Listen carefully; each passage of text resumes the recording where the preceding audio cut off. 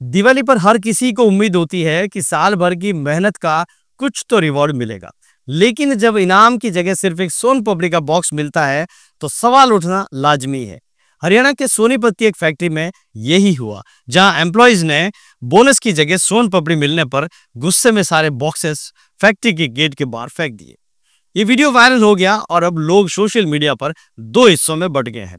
एक पक्ष कहता है कि वर्कर सही है और दूसरा कहता है कि मालिक की मर्जी, वो चाहे वो दे। चलिए दोनों पहलुओं को गहराई से समझते हैं। सबसे पहले बात करते हैं वर्कर की। ये लोग मशीनों के शोर में गर्मी, धूल और लंबे घंटों तक पूरे साल मेहनत करते हैं। ऐसे में उन्हें उम्मीद होती है कि कंपनी उनकी मेहनत को अप्रिशिएट करेगी और इस बार दिवाली पर कुछ बोनस या रिवॉर्ड जरूर देगी।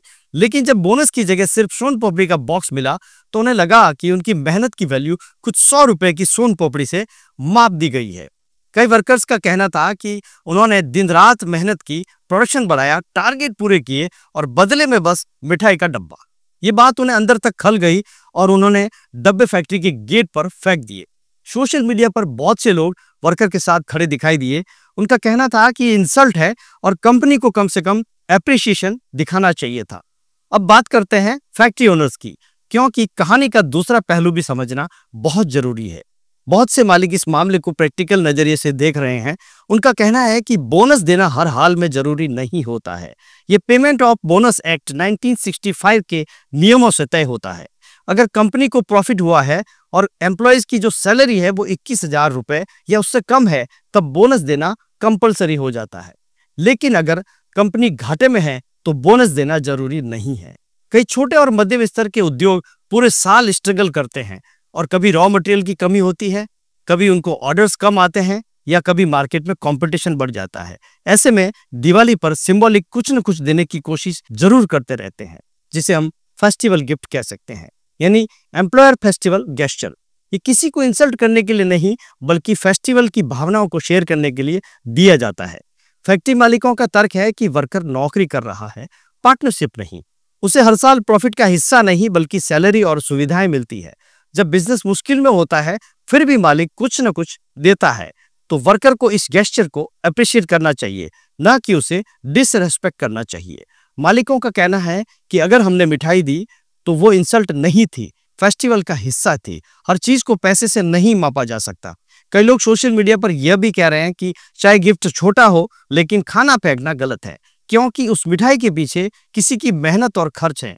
अगर हम कानून की बात करें तो पेमेंट ऑफ बोनस एक्ट कहता है अगर कंपनी में 20 या उससे ज्यादा एम्प्लॉय है और प्रॉफिट हुआ है तो मिनिमम बोनस 8.33% और मैक्सिमम 20% तक देना कंपलसरी हो जाता है। लेकिन अगर प्रॉफिट नहीं हुआ है तो बोनस देना कंपनी की मर्जी पर डिपेंड करता है।